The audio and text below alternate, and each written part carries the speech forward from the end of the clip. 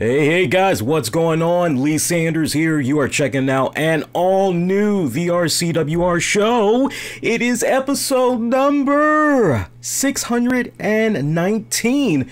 Thank you guys so much for checking out this episode. We are coming at you guys on a couple of different platforms, but in case you had missed the big news from last week's episode, we are now on Fight TV, so we definitely want to take this time out to welcome in our Fight TV family, and we do appreciate really partnering up with a really fantastic company, and I'm looking forward to this beautiful relationship, hopefully for many years to come. But it's definitely a huge honor to be working with Fight TV, and I look forward to interacting with those of you that are Fight TV subscribers. So you Fight TV subscribers in particular, in the coming weeks, you guys are definitely going to be getting exclusive content, exclusive excerpts that's going to be incorporated in future editions of the RCWR show, tailor-made for you guys, your enjoying viewing pleasure. Again, that's going to be in the coming weeks, but in the meantime, you guys will definitely be able to access episodes of the RCWR show on Thursdays. Now, at the time that we are recording this, you guys will probably be seeing this episode on Thursday the 11th, as the way I have it set up, that is supposed to be the premiere day for the RCWR show on Fight TV. It's supposed to be on at 9 p.m. Eastern this Thursday. I do believe it's Eastern. Hopefully it's not Pacific or Central, what have you, but I am under the impression that it's going to be on Thursday 9 p.m. Eastern on Fight TV, and then if you missed the live premiere, it'll actually be available on demand, and then every Thursday you'll be able to catch the episodes on demand at about that same time, give or take. So fantastic news. I hope you guys have had a fantastic weekend, man. I am like in hog heaven right now, I gotta tell you, because I had great weekend of NFL action. Right, we then had like the return of The Walking Dead season 9. It is Rick Grimes' final episodes. We know he's going to be incorporated in 9 of these episodes. Maggie is supposed to be incorporated in these first 9 episodes, as well as Andrew Lincoln and the actress that plays Maggie. They both are going to be leaving the hit show series. So a lot of fans, including myself, who's been watching the series since episode 1, I have not missed any episode. You'll have some people that will fall in and out of love with The Walking Dead. You'll constantly hear people say, I gave up on them after the 3rd season or the 4th season. Hell, I still talk to people this very day that say, I gave up after they did what they did to Glenn. I just rolled out after that. I haven't come back to it since. I don't care. But I find it very interesting. Not funny, but I find it very interesting that there are a boatload of people that have heard, oh my God, what's going on with Rick? Rick is actually leaving the show. They're actually gonna, like, what are they gonna do? Are they gonna kill him off? It's like, we don't know. You gotta watch to find out. So one thing is for certain, by the time these 9 weeks blaze on by, and it's going to be quick, it's pretty much going to be setting up a mid-season finale, right? So it's safe to say that since it premiered this past weekend, probably right before Christmas, give or take, is maybe when we're going to get our mid-season break, and then things will probably pick back up maybe during February sweeps. We'll just have to wait and see how that plays out. But I've been with this series, proud to say, since episode 1, and to see the evolution that it's gone, I will definitely admit there were many periods where the series looked as though it was staggering, that it was in limbo, kind of, okay, so where are we going now? Because you had some episodes where they weren't killing zombies. You had some storylines that really did, I didn't think, a fantastic job in the character advancement, the character development of some of your favorites, right? People that you see incorporated with The Walking Dead, you're wondering, how the hell can they still be around after X amount of episodes? What the hell? But yeah, Rick Grimes' final 9 episodes, they kicked it off rather strong with the premiere this coming week episode 2 of season 9 is going to be fantastic because we're finally going to be able to see Negan. We're going to see what's been going on with him since last we saw him in the season 8 finale. So fantastic. So on cloud 9 off of that, and then we had the Better Call Saul season finale. That was a emotional roller coaster. If you're following me on social media, I briefly had talked about it, and I'm telling you, I've been hooked on this show since episode 1. This is another one where a lot of people were like, I like Breaking Bad better, and you'd be surprised there were actually listeners of the show that did not like when I had talked about Better Call Saul, because for them it was a bit too slow paced. And I tell you, as the episodes and the seasons have progressed, it's gotten more intense, it's gotten more fine-tuned, the writing, everything has just been very top-notch, and this season no different, no less, top-notch quality, great acting, everything. I love the way the season finale pretty much had culminated.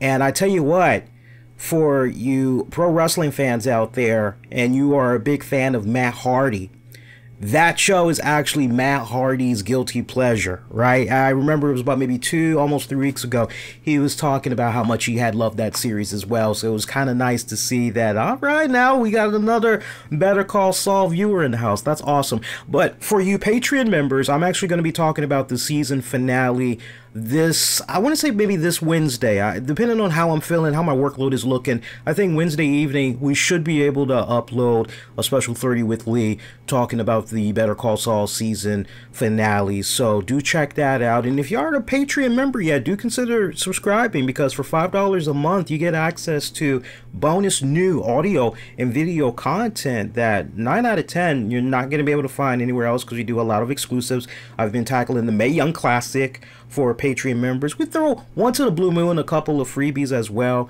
But you know, if you can't come up with the money right now, best thing you can do is just share the link, and better yet, you can just create a Patreon account and subscribe to the RCWR show on Patreon. Patreon.com/RCWR show. That way, if you are subscribed, you will always get notifications wherever I put out new content, be it premium, meaning it's for paying Patreon members only, or I do happen to toss out freebies, so you'll get notifications when I toss out freebies as well. So check that out. Great stuff.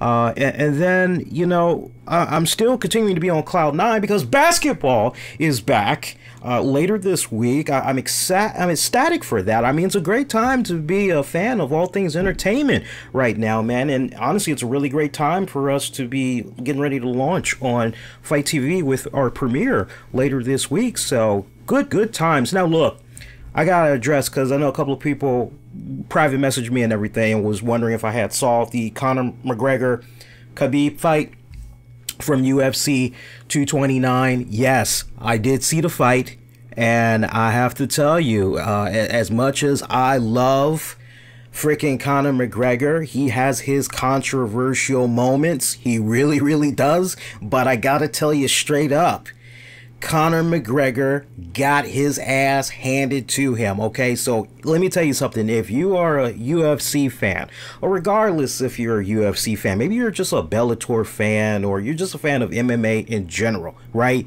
You've heard of the shenanigans that McGregor has always been doing off and on over the years, and to see this fight, to see the way that he ultimately got owned, it was a classic case of, who's your daddy?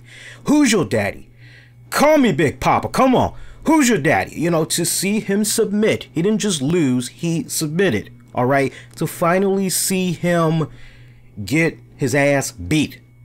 I can only imagine that made people say, all right, good. It's about damn time. Can't stand that guy. I can't tell you how many people that are friends, family, colleagues of mine can't stand Conor McGregor. They admit he's talented as hell, but they all say the same thing. He's obnoxious as hell. He's loud. You know, he's an asshole. And a lot of them wanted to see him get his ass handed to him.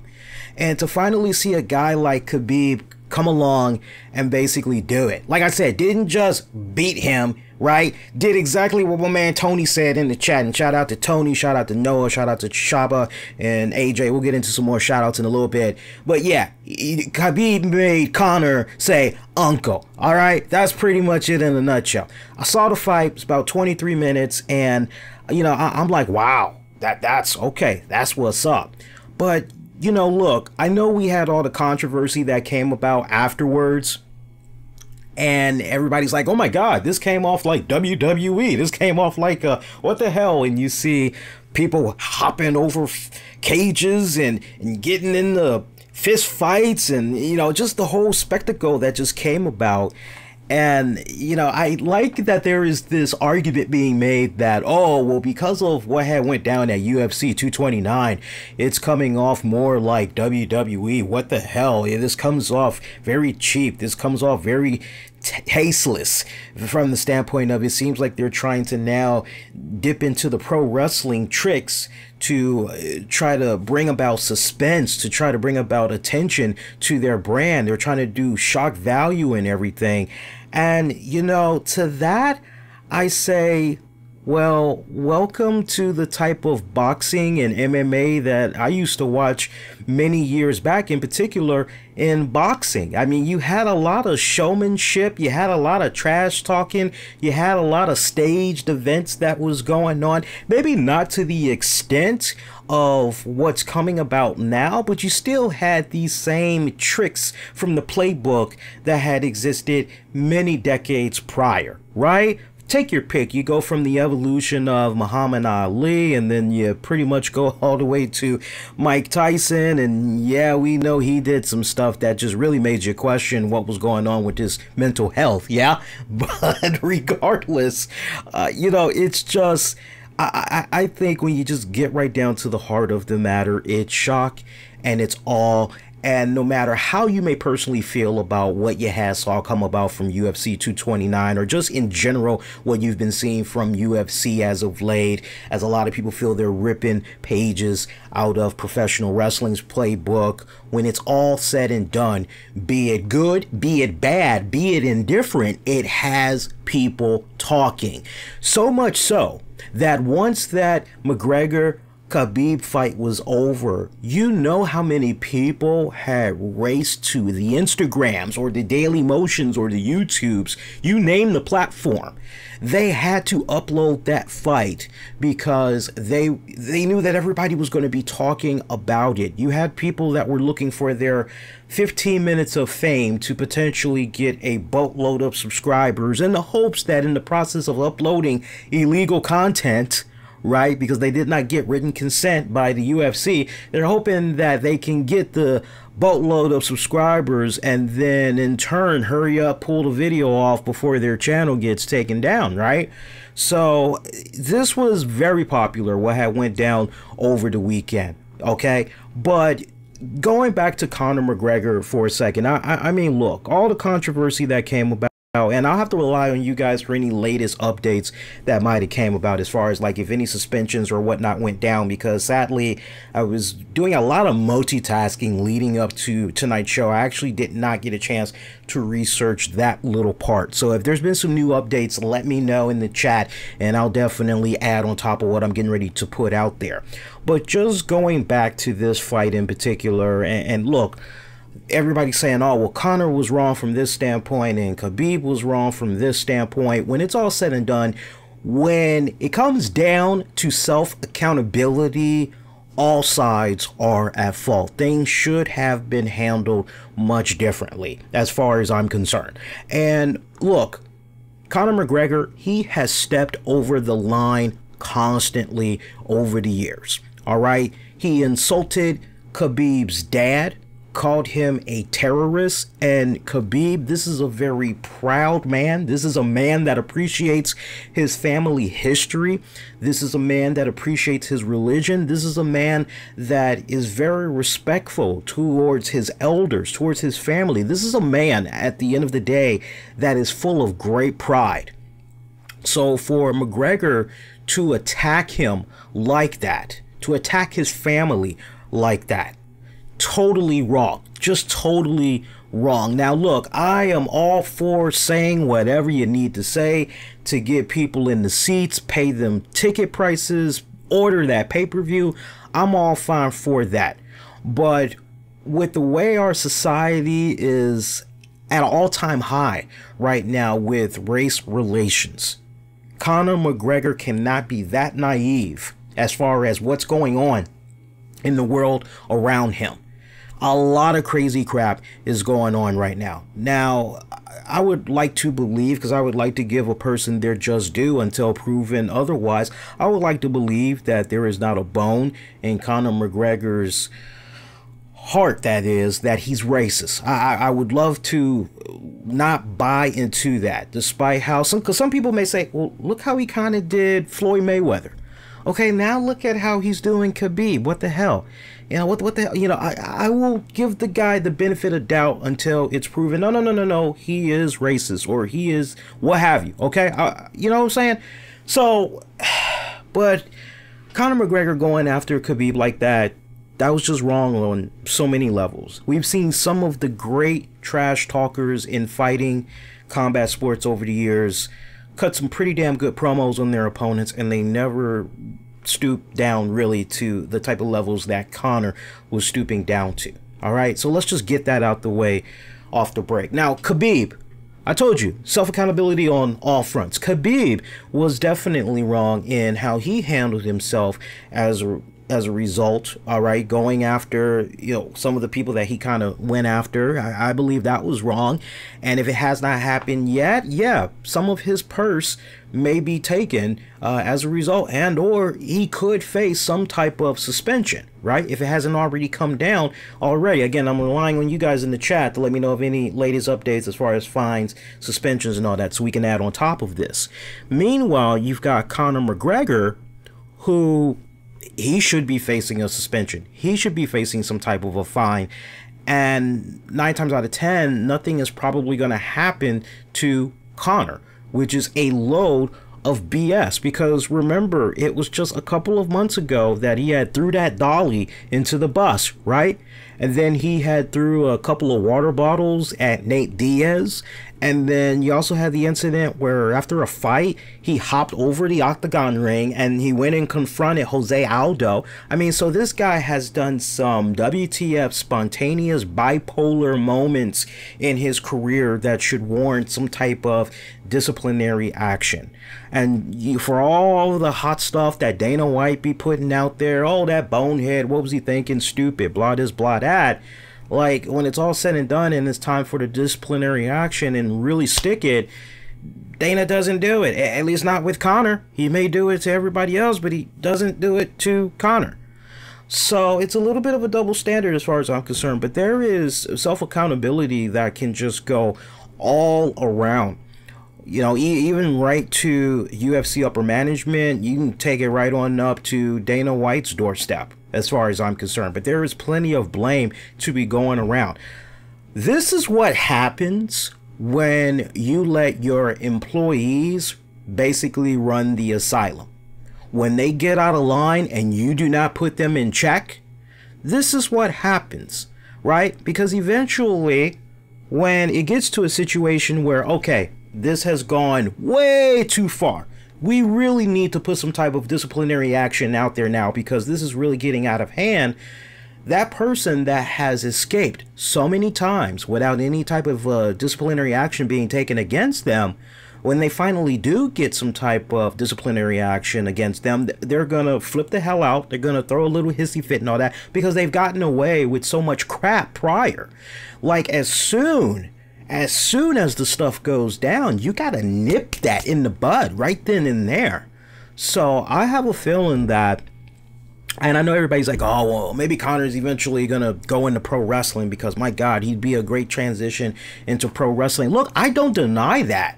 I think if properly utilized under the right promotion, maybe a WWE, maybe, this could be the second coming of CM Punk You know, and when I say CM Punk, I just mean, like, when you think about the whole pipe bomb moments that Punk was delivering, the way he handled himself, the way he carried himself, and talking to the authority and all that. Yeah, for sure. Conor McGregor could definitely follow in the footsteps of a CM Punk if he can really have creative control, right, with his promos, all of that. Yeah, I mean, if it is a situation where Conor's kind of getting that itch, maybe to try out some other endeavors, yeah. But there is so much blame to go around just in general. Seriously.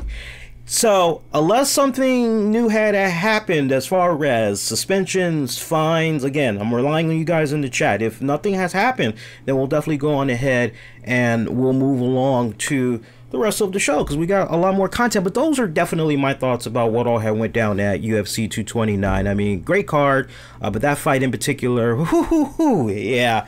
Yeah, that's all I gotta say. That definitely had got a lot of people talking. Let me tell you something. When I came in to work on Monday, that was the talk at the water cooler. Pretty much half the day was, how about that Conor Khabib fight? How about that? And it was like, yeah, how about that? Seriously. So, moving along, aside from that thing that went down, if you were a football fan, we definitely need to take the time out and we need to give congrats to one Saints quarterback, Drew Brees. Doing something really spectacular, something that has not been done in quite a long time. And I got to tell you, of all the teams he had to do it against, personally, I felt kind of bad that it had to happen at the hands of the Washington Redskins. Because I have so many friends and family that follow the Redskins. They root them on and everything. I got to tell you, Monday night was a beatdown for Redskins Nation. I mean, Redskins losing 43-19 to New Orleans Saints. I mean, you talk about a damn massacre. But Drew Brees, 39 years of age, this guy pretty much went into the history books as he has surpassed Peyton Manning.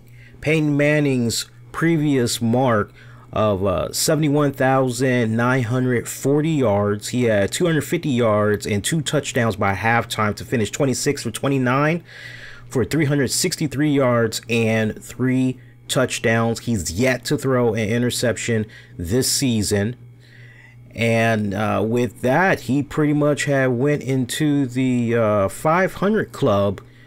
You're like, wow, that's just, I mean, when I stop and I think about that, like, I've been watching football for so many years. Like, I remember certain periods of football history. Like, I definitely remember where I was when Peyton Manning played his last game. I remember all the plays, everything, right?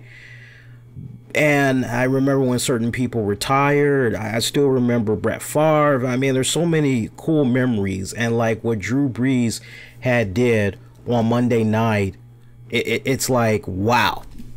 You know, it's like, that's crazy. So Monday night, to see Drew Brees pass Peyton Manning for most passing yards in NFL history, I mean, that is just freaking crazy. I mean, there's a couple of more that he's going to be crushing as well. I believe it's the touchdown one he's going to be passing as well. I think Brett Favre, he's very close to surpassing Brett Favre, and I think he might even be close to passing Tom Brady, if I'm not mistaken. So, I mean, 39 years old, and, you know, I've always liked Drew Brees. Drew Brees, you know, and here's the thing. When I talk to other football fans and the talk of Drew Brees comes up, like, you don't hear anybody say anything negative about Drew Brees. Everybody just always says, oh, Drew Brees, class act, great quarterback, good guy. He really does come off like he always wears his heart on his sleeve. So top-notch professional. You don't hear about this guy in any controversies. You know, the guy just, he loves football. You know, he gets banged up, and you don't see him out there complaining about, you know, and if he does put out any type of a complaint, he's very diplomatic in the way that he approaches it and everything, you know. And I mean, say what you will about the Saints, but when it comes to their quarterback, Drew Brees, he is just really a good ambassador for the league.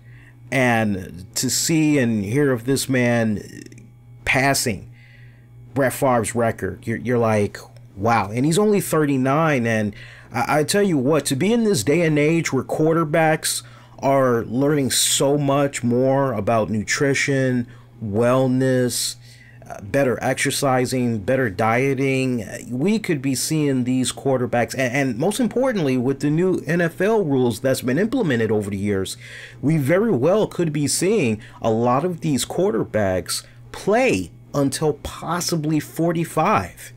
It is very well possible. I mean, if Adam Vinatieri can continue to keep playing as long as he's been playing, then I would like to believe that under the new rules, guidelines that the NFL has implemented for tackles and all that, really trying to do a better job in protecting the quarterbacks, and rightfully so, because let's face it, when you have a situation where, okay, we've got no Aaron Rodgers. Aaron Rodgers is injured. Oh, fuck. What are we going to do? Oh, okay, we don't have freaking Tom Brady. Tom Brady. Oh, man. Okay, we don't have Dak Prescott, or we don't have Tony Romo, or, you know, those guys, with the exception of Tony Romo, who's now in the booth and he's continuing to do a phenomenal job with CBS, by the way. Love him. Is it just me, though, or does it seem like, guys, Tony Romo has kind of toned down just a little bit this season? It seems like he was more abstract, he was more unfiltered last season, and I'm not really sure if that was because his executive producer or producers was just letting him go out there and just kind of be unchained and just figure it out on the fly, and then kind of like reconvene after the season ends and maybe go, okay, this is what you were doing. We really think this is good. The fans online, they resonated with this. They connected with this, so do more of this. But but it just seems like this season he's been dialed back a lot less. So I don't know if you guys have maybe noticed that, or maybe he's still the same Romo on commentary from last year, but I swear it seems like he's dialed it back quite a bit. But yeah, just interesting weekend of football that we had, and like I said, the way that they got the league set up now, I like these rules that are implemented, because it's really doing a better job of protecting these quarterbacks. Because look, as it stood somewhat 3 years ago or 4 years ago, quarterbacks were getting, and when they were injured and they were out, those marquee names are gone. Okay, that hurts the ratings, that hurts the revenue and all that. So good Thursday night football games. Fox has done a phenomenal job along with the NFL in trying to figure out what games they should be televising on Thursday nights. Now it's really genuinely coming off as must-see football. Great times, man. And like I say, we got basketball coming up this Thursday, so a lot of good stuff. Look forward to if you're into the sports and you're into the entertainment and all that good stuff. So from the talk of MMA and football, we can now go ahead and make that transition into the talk of pro wrestling now. So we are just a couple of days removed from the WWE Super Show that went down in Australia. I do want to take this time out to thank those of you that had checked out that Super Show. It was an honor to do that Super Show for you guys, especially those of you in particular that maybe were a bit on the fence about watching the Super Show, because I gotta tell you, and I saw the general consensus a lot online after I had went live on the air, which was, this really came off, and I said it on the air without even reading what people were saying. I just spoke from the heart when I did the instant live reaction, live review for the Super Showdown, which was, it really came off like and we have some breaking news that apparently just kicked in here. Give me a second here, guys. Let's see if we can pull this up real quick. Some breaking news. I guess this went down just now because I literally just got a notification. Apparently there were multiple gunshots being reported at a Florida shopping center. This is coming via NBC. Apparently law enforcement and emergency crews flooded a shopping center where multiple gunshots were reported Tuesday night in Fort Myers, Florida. There was no immediate confirmation of casualties at Bell Tower, which also houses a large movie theater. NBC affiliate WBBH reported that police had closed the shopping plaza to all traffic. Nasser Montoya, a reporter for the station, posted a photo on Twitter showing numerous emergency vehicles gathered in the complex's parking lot, saying multiple shots were heard.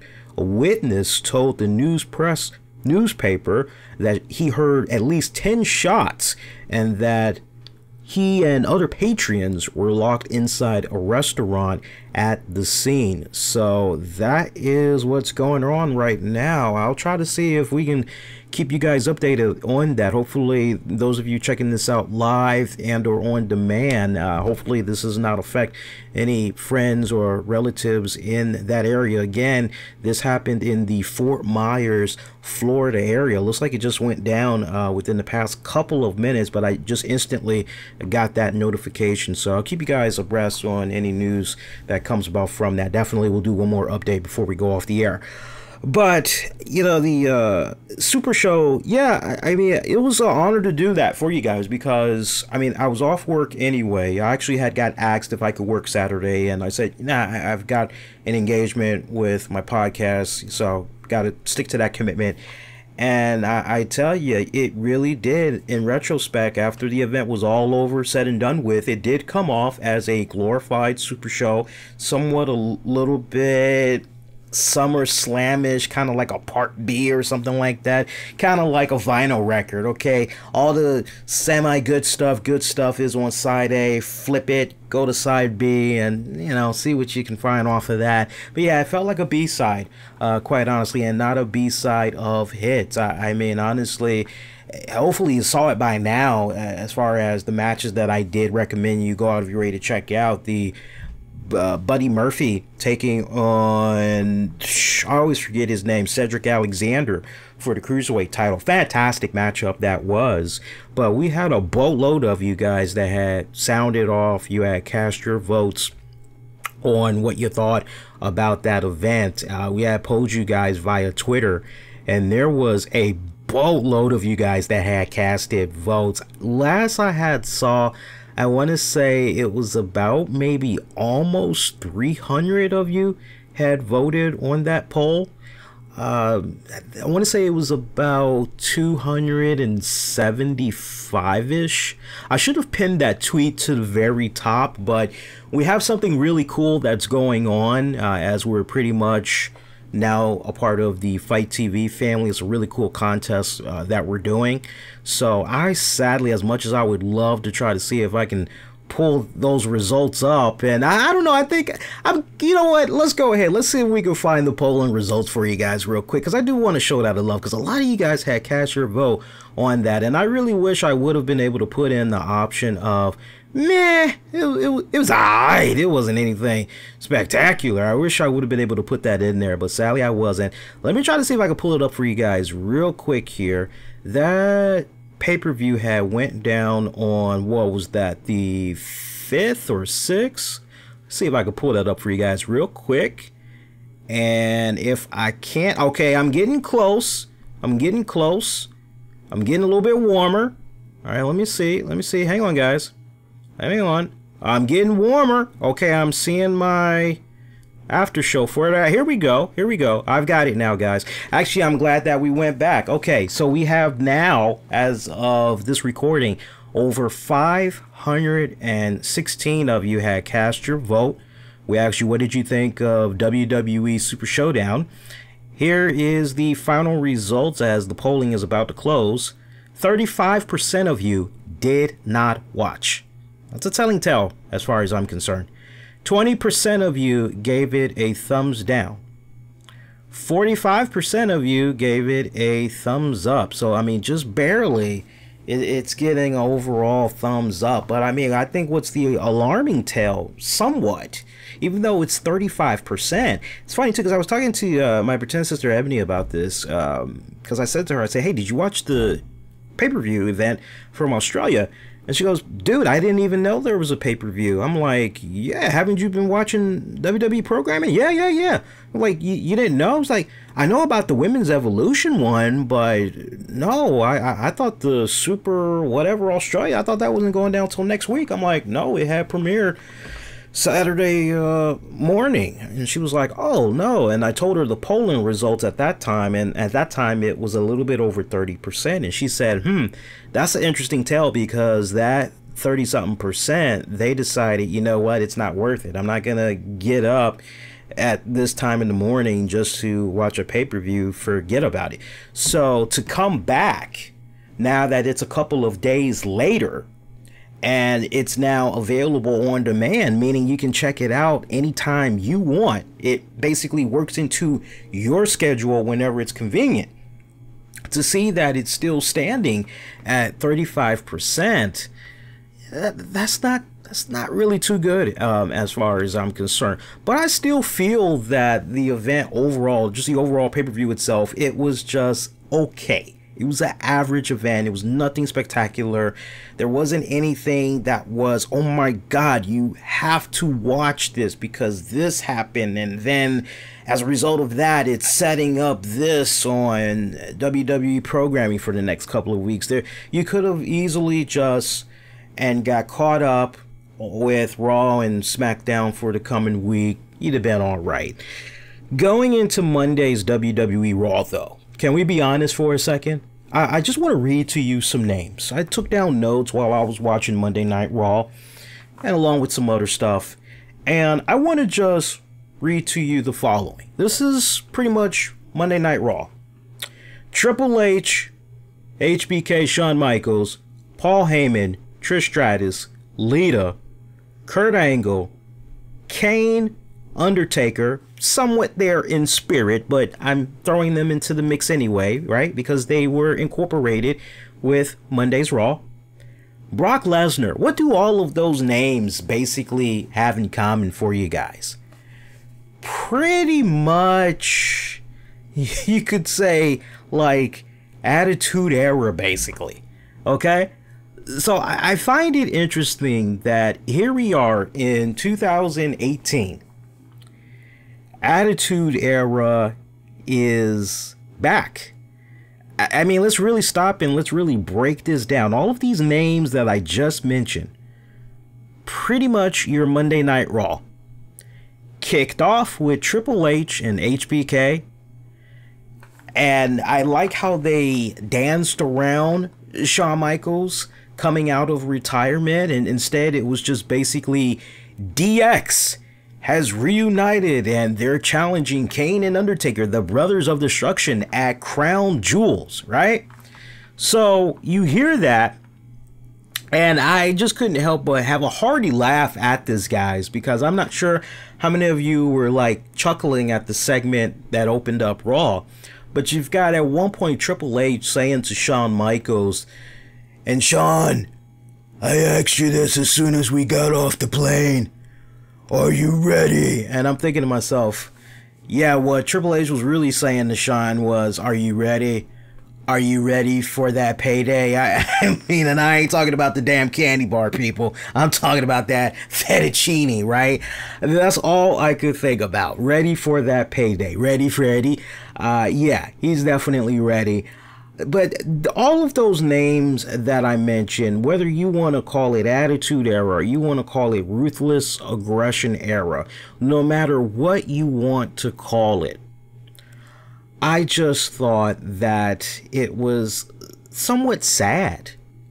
And let me explain why. Please don't beat me up. Don't lash out just yet. Just hear where I'm coming from. And then if you disagree, that's okay. It's okay to disagree. But just hear where I'm coming from.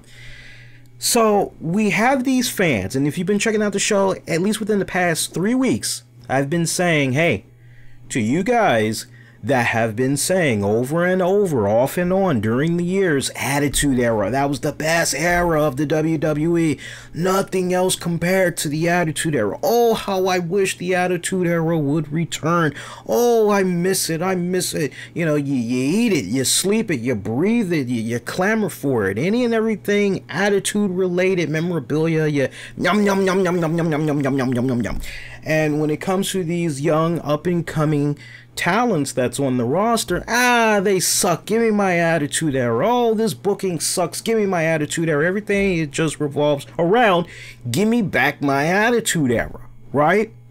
And what may sound really good, and I know that there are people that have good intentions when they say that. There are legitimately those that say, I want Attitude Era back. That's honestly saying, hey, as far as the style of writing, as far as the booking, I want that back in my WWE programming. But you legitimately have those that will say, no, I want my Stone Colds. I want my Mick Foleys. I want this. I miss these guys. Bring them back on my TV, please. I want these guys. And what does WWE do every single time you turn around? These past 2 weeks worth of episodes of Raw, the ratings were bad. Just how bad? Lowest in Raw history. Now, we'll get somebody that will say, excuse me, kind sir, may I just add that ratings in 2018 does not matter. And to that I say, ratings always do matter, because the lower that those ratings dip, the more that the higher ups that's in charge of the network are going to start being more incorporated with whatever is going on with that show and say, hey, we don't like the numbers that we're seeing here. We want to make some suggestions on what we'd like to see happen with your programming, in hopes that maybe we can see a bit of a spike in the numbers. So here's some of the revisions that we're thinking, blah, blah, blah, blah, blah. And I've said this over and over and over again. If ratings did not matter, your favorite TV shows, my favorite TV shows, will potentially still be on the air. All right. Quantum Leap for me would still be on, or at least had a much longer run than its premature cancellation after season 5. Millennium, big fan of Lance Henriksen, that wouldn't have gotten its premature chop, as far as I'm concerned. Brimstone, right? Sliders. I mean, I'd be here all night going over shows that like Firefly. I'd be going over shows that like, hey, forget the ratings. Just keep it going. It will be all right. Ratings do matter at the end of the day. And don't hit me up with the lame talk about, oh, well, you know, this was on football, for example. Well, football is back. Football did not mean a damn thing. Do your research. I did it. A few of my other colleagues did it. You can go back as little as 5 years ago. Raw did not have any problems against Monday Night Football when it came to getting their numbers. You go back 10 years ago. You can even go back during the Attitude Era when football was on. Like, Raw was pulling in its numbers. Okay, so, you know, ratings do matter, right? But what happens? Do you notice the pattern by now, guys? Every single time WWE is in a panic state and they see, oh my God, the past couple of weeks now, our numbers have been, what are we going to do? What do? They go to that emergency glass case, break this in case of an emergency, and they dust off the Triple H's, they dust off the HBKs, they dust off the Undertakers, they dust off the Kanes, they dust off, to a certain degree, Brock Lesnar, right? You know, they do all this dusting off of former superstars in hopes that it can help get that spike up, so that, oh, okay, we went up by 3% this week. Whoopie-doo, 3%. That don't mean nothing. As far as I'm concerned, it's like you're in the woods, you're hiking, you get a nasty ass cut, and you look at that cut, you know damn well you need some stitches, and you're just like, nah, I'll be okay. I just got to put a little mud there on it and put a couple of leaves for a band-aid and yeah, I'll be okay. And then you're just continuing to just bleed profusely and you're like, I just gotta put some more mud on and I'll be okay. I'm all right. Well, your arm is now starting to turn a little bit yellow. It's got like this weird green pus crap that's starting to develop and everything. Like, you really should be going to a freaking doctor. You really need to get serious treatment and take care of that wound. Otherwise, like, you're gonna get some serious problems, right? Your damn arm is probably gonna be freaking amputated if you keep that mentality up. And that's how I look at WWE these days. WWE, they will look at certain things with their programming. As soon as they see a low dip in the numbers, okay, we got to go to that emergency glass case. We got to break it. We got to dust off Mick Foley. Let's see what Mick Foley's doing. What's HBK doing? We need help. Bring out Triple H. Bring out Stephanie. Hey, even though he's pushing 80 years old, let's bring out Vince McMahon. He always gives us a spike number. Let's bring out Vince McMahon. That's not the answer. It's just not the answer as far as I'm concerned. So, look, I miss the Attitude Era, but you will never ever hear me go, oh my God, can we bring back? You'll never hear me say that. There are certain things about the Attitude Era that I did like, that sometimes I wish was incorporated, but you really don't need to go back to the Attitude Era. I think what the casual wrestling fan, and see, here's the thing. Here's the thing. The fans that grew up on the Attitude Era, they want better, smart writing when it comes to their wrestling shows. The same fans that watch, again, the Attitude Era fans that are now in their 30s and up, these are the fans that are now watching Breaking Bad, Better Call Saul, Game of Thrones, right? They're probably watching maybe Empire, okay? So any hit TV show that you can think of, The Walking Dead, all right? They're watching these shows. Scandal, I could even put Scandal in there. 24, I can even throw that in there. They're watching all of these great hit TV shows. Great, smart writing. And I bet you they're going, wow, if only this type of smart writing can be incorporated with the WWE programming. But everything has just become so... There's a terminology that I use from time to time, and I think the terminology I use from time to time, something along the lines of, heavy is the crown of the one who wears it, who is no longer opposed.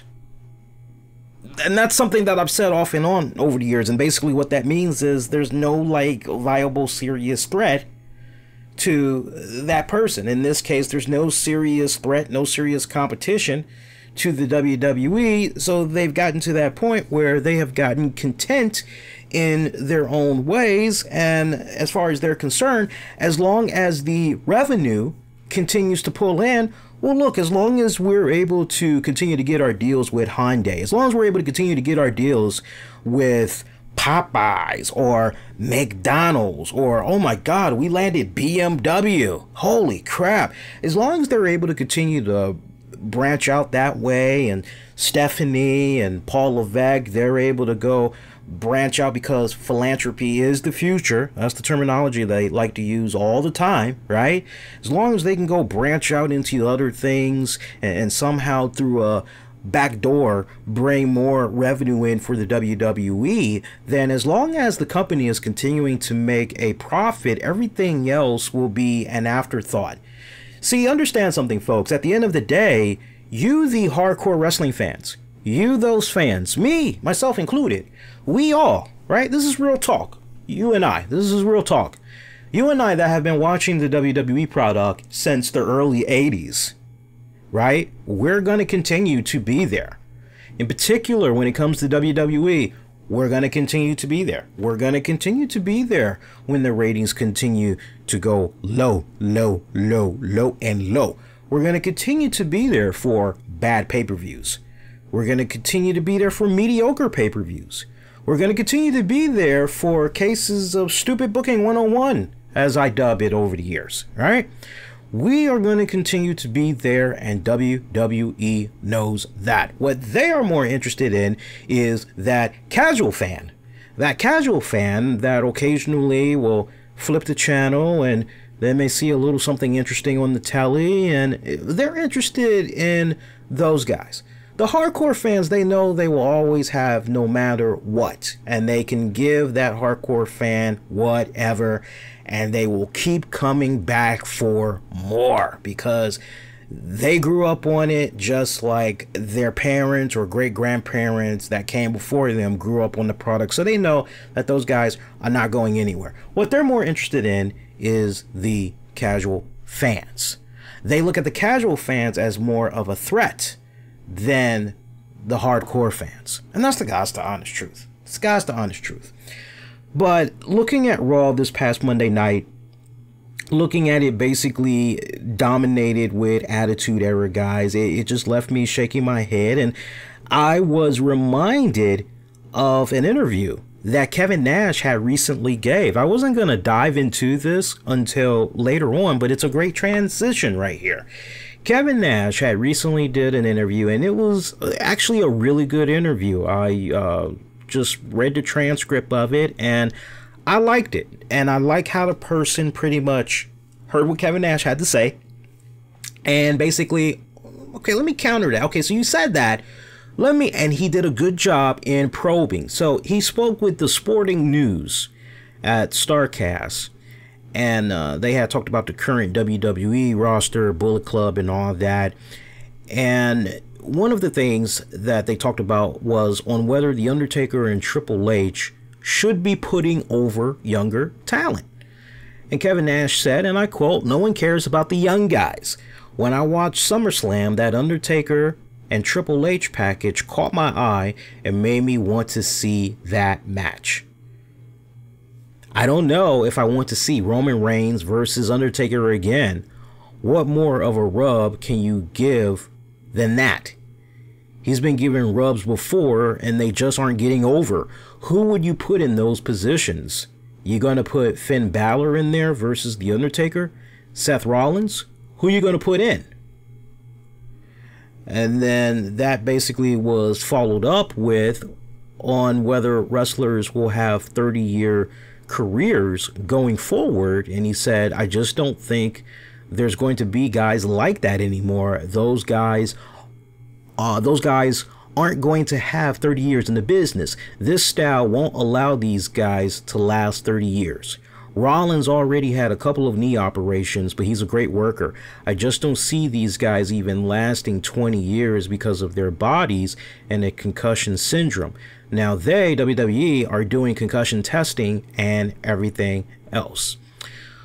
So, I mean, there's a couple of very valid points that Kevin Nash makes right there, but then there's also a couple of points where you're kind of scratching your head going, well, wait a minute, Kevin Nash. And I like what The Undertaker had recently said as well, when you see guys like Triple H or you see guys like Goldberg or Brock Lesnar, yeah, the question is always, even Triple H, the question is always brought up, why aren't these guys putting over younger guys? And let's just look at Roman Reigns for an example. He had back-to-back WrestleManias where Triple H tried to give him a rub, and it was for the heavyweight title nonetheless, or the Universal title nonetheless. Didn't really go over.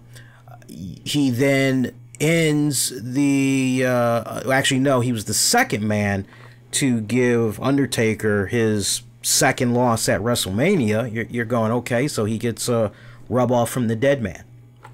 You had that one-off match with John Cena.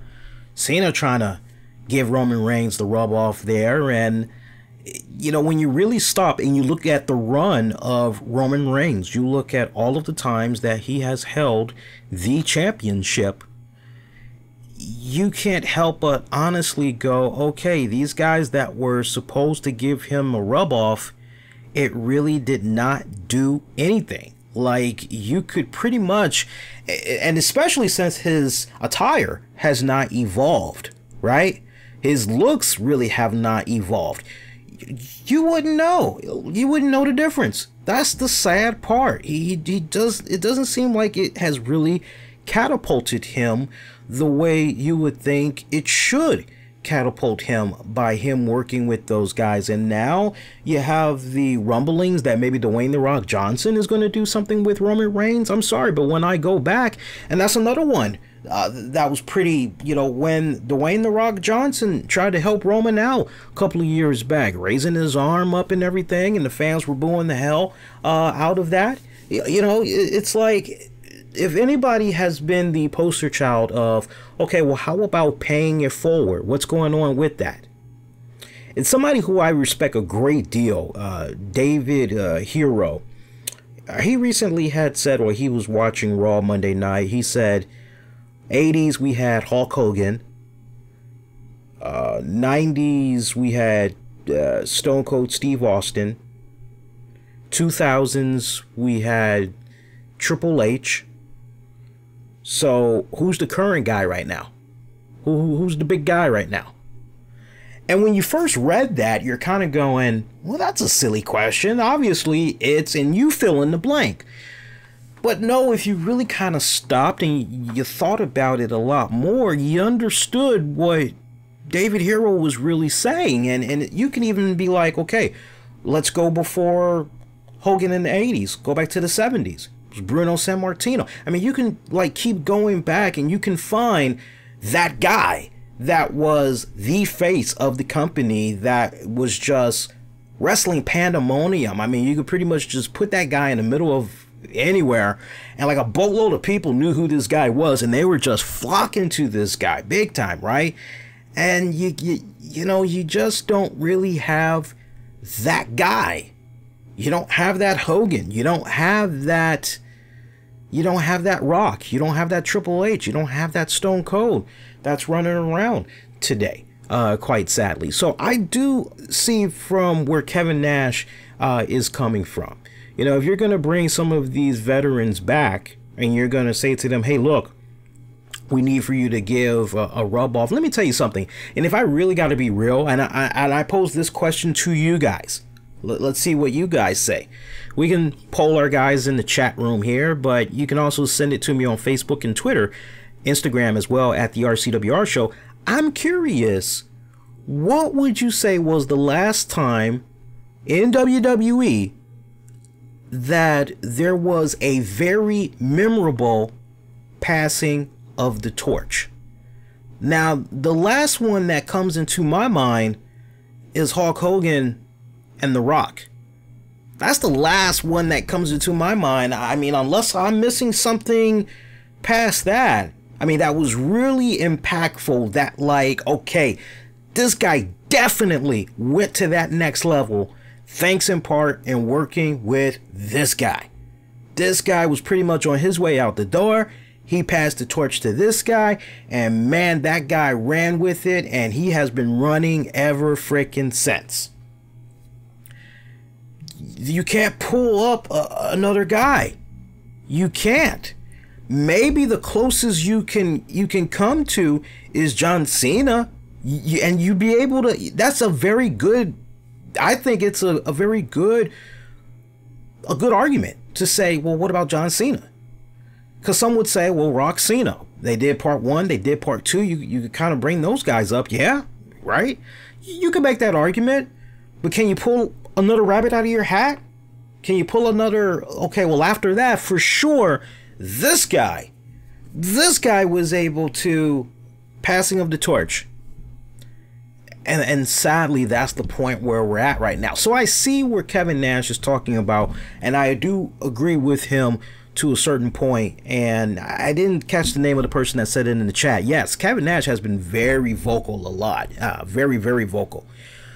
Where I disagree with Kevin Nash, I don't think it's because of injuries. If we're going to make it be about injuries, I think that, one, it depends on the wrestler, and two, it needs to be handled on a case-by-case basis along with that wrestler. So in the case of Seth Rollins, and if I would have been the reporter interviewing Kevin Nash, as soon as he would have brought up Seth Rollins, I would have immediately, not to defend Seth Rollins, but I would have said, well, with all due respect, Kevin, Seth Rollins was doing his thing on the independents long before he came to the WWE. So, you know, he's working a lot more dates as a result compared to when he was on the independents.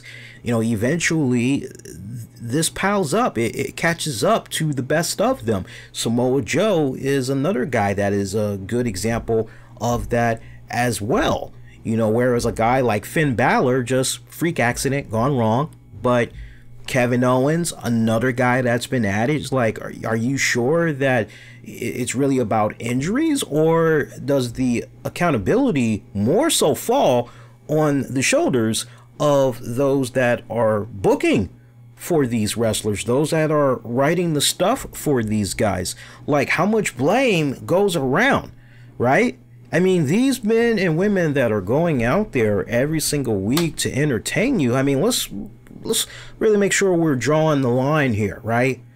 All, to a degree, are talented. There are a few exemptions of using that word talented when it comes to the in-ring performance. There's some people that, honestly, we don't really need to be seeing. We can be in agreement of that.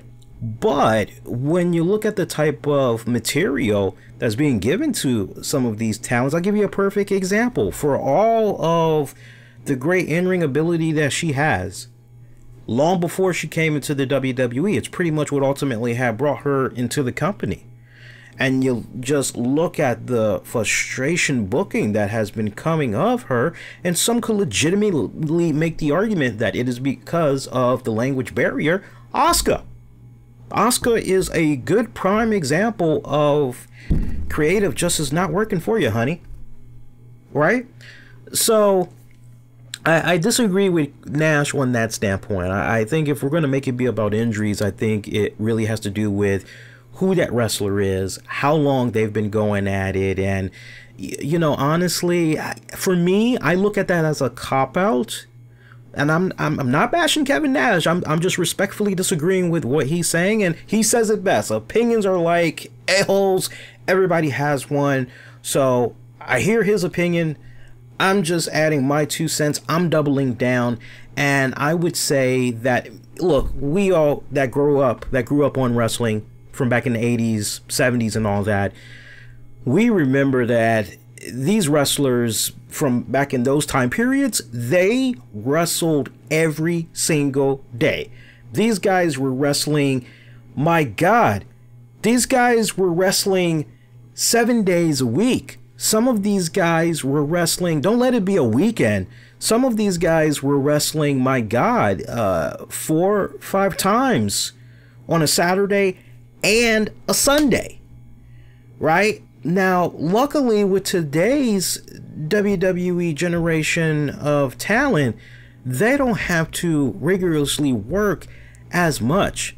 Their dates are pretty good compared to how it was in the yesteryear. Do I think that they will make it 30 years? Out of 100%, I would say maybe about 50. Maybe about 50% of those guys will stay involved in the business for 30 years. There's a lot that's going on these days. You now have guys that are basically getting smart, and they're being very smarter with their money. If they're going to exit wrestling way before 30 years, they're exiting because, hey, I've done what I needed to do. I've budgeted my money. I know I can't be doing this forever. I've got to be thinking about a exit strategy. I've got to be putting myself in a position where I can think about my family and my wants, my needs, my dreams. So yeah, I'm going to do what I need to do accordingly. Yeah, I'll probably still make a few appearances here and there, do some autograph signings or whatever, do some little improv comedy shows, what have you. But you know what, as far as hitting the road every single week, I'm not going to be doing that. Forget about it. So, you know, for me, I respect what Kevin Nash is saying, but that's where I differ from what he had to say. And he's been very vocal this week. A couple other key points from Raw. You guys enjoying the show so far? I really hope you are. If you are, do me a huge favor. Throw the thumbs up. If you haven't subscribed, do subscribe. comment, all that good stuff, reshare. So Gino in the chat, yes to your question. That's a short answer. We had covered it at the very top of the show, Gino. We gave all the information at the very top of the show. So within the first 10 minutes of the show, we gave you all the information that you need. Maybe when the episode is over, I'll actually come back in the episode description and I'll make some notes with regards to your question. Before we go any further into the show, we got to tell you about a really cool contest that we are doing right now. In this contest, we're going to reveal the winners of this contest on Tuesday, October 23rd at 10:30 p.m. Eastern. Now, we're still coming on at 10 p.m. Eastern, but we're not going to make the announcement of the winners until 10:30 that night. And basically the contest that we're doing, it's for the WWE super card. You know, I got some QR codes basically. So in case you had missed the latest unveiling video that is on the YouTube channel, youtube.com/the RCWR show, I actually did an unveiling of the WWE 2K19 Ric Flair Woo edition.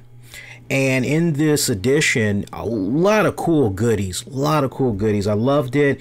Now look, you know how I am with my unveilings. I don't just go, see, cool, subscribe. I give you guys really good, rich, in-depth info, overall takeaway. It's good stuff. It's the stuff you've come to know and appreciate when it comes to the unveilings.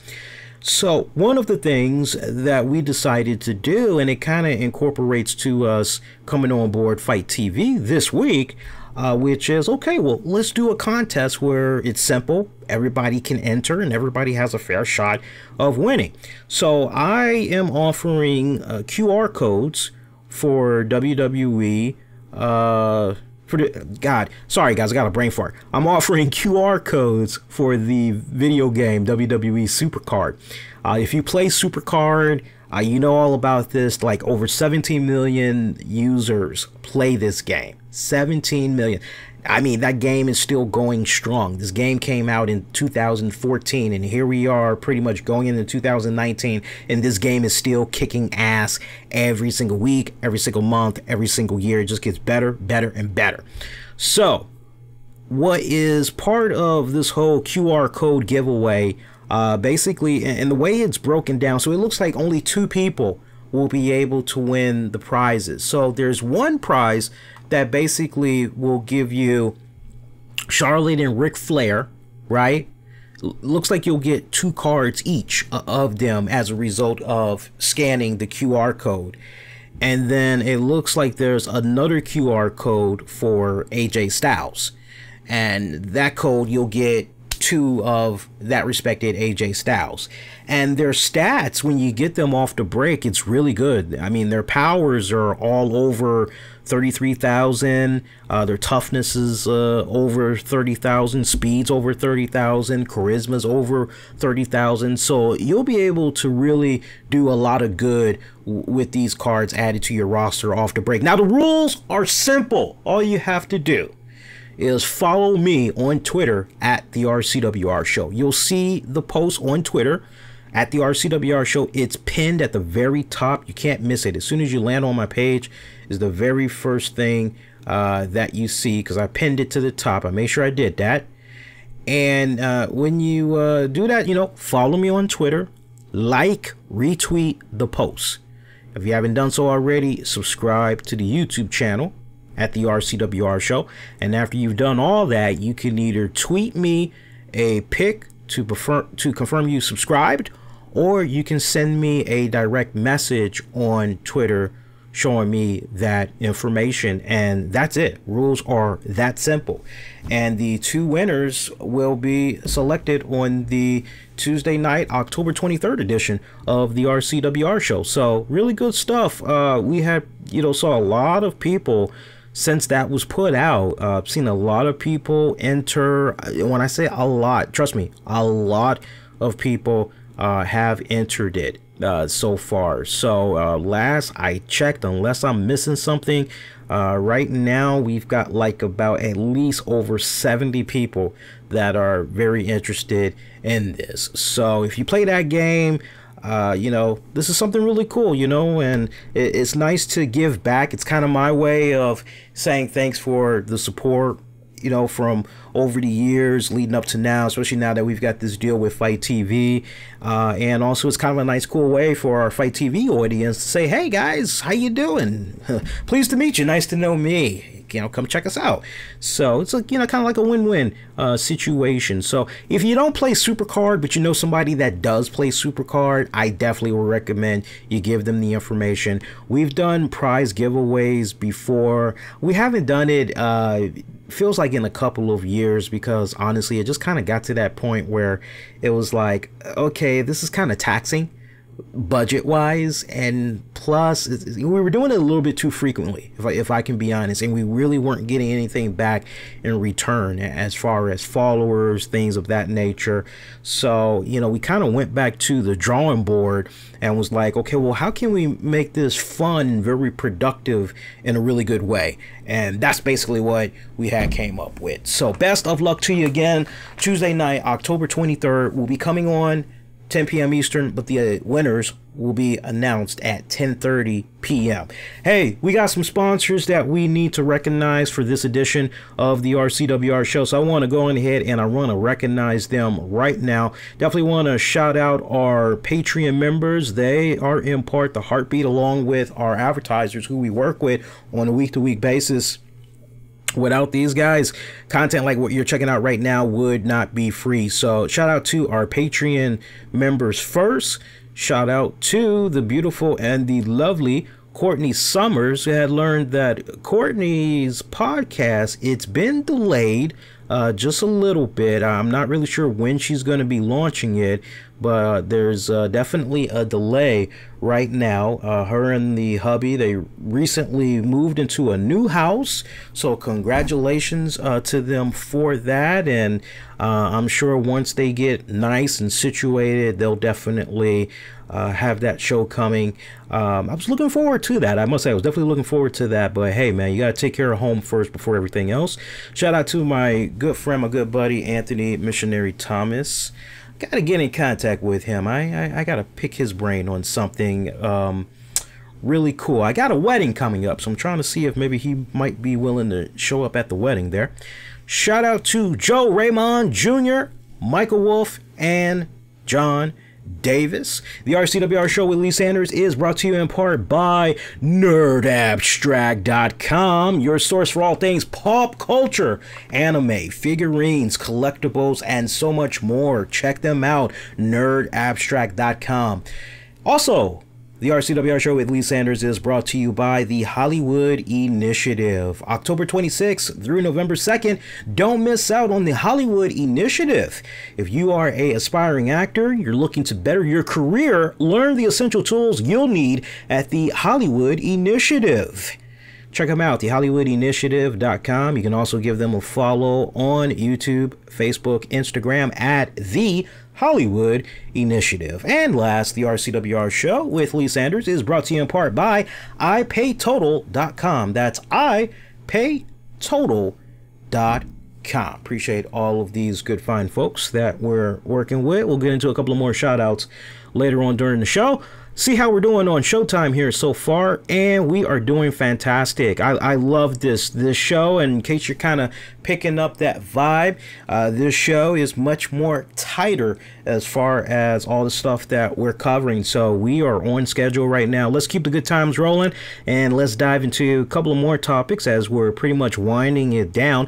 For you fans of WWE Hall of Famer Sunny, she has been released from jail. Not sure how many of you guys were aware of that, but she was released from jail earlier today. Of course, as you guys know, she's been having problems left and right. She's pretty much been in jail since like late March. It pretty much had stemmed from a outstanding warrant for her arrest dating back like 2015 or something like that. And it's kind of like, wait, what? Like, what? So, but she spent all that time in jail. That's why you didn't hear a peep out of her. I actually am friends with her on Facebook. I try to respect her wishes, because she doesn't like when people like basically take her postings and they share it. So I just usually kick back, and unless she specifies something for the record that she doesn't mind it being put out there out in the open, I do my best to respect her. But I keep tabs on her, see what she's been doing. And I know there were a lot of people that was wondering what's been going on with her, because her Facebook page, it's been inactive all these months. There's been no updates whatsoever. But that's the latest that's been going on with her. She is out on probation once again. I repeat, she is out on probation once again.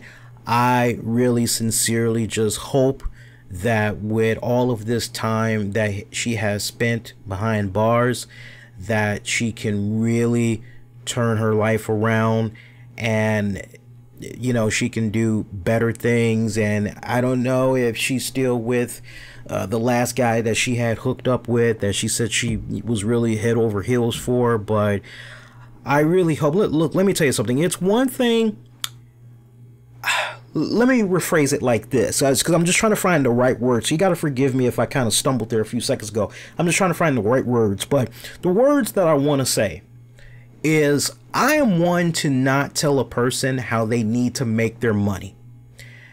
However, I am the type of person that will say, hey man, don't do no illegal crap, right? I don't even care if it's weed. Don't do no illegal crap. It ain't worth it. All right. Whatever you got to do to make an honest living. I'm not one to tell somebody how they need to make their money. But if I'm in a position where financially I can provide, not just for myself, but I can provide for others, and I am in a relationship with you, then it's, baby, you don't need to worry about that. You don't need to do that type of stuff. You don't need to be doing pornos. You don't need to be doing Skype and flashing yourself and all of that other crap. You don't need to do any of those things, okay? Because I'll take care of you. It's okay. All you gotta do is just kick back, just, you know, enjoy life. And, you know, I really hope that with her time being incarcerated, she's been able to find true moments of clarity as far as how she needs to try and live a more productive, a more constructive life. I've always been a firm believer, we only are around this earth one time. We only go around this orbit once, and after that, that's pretty much it.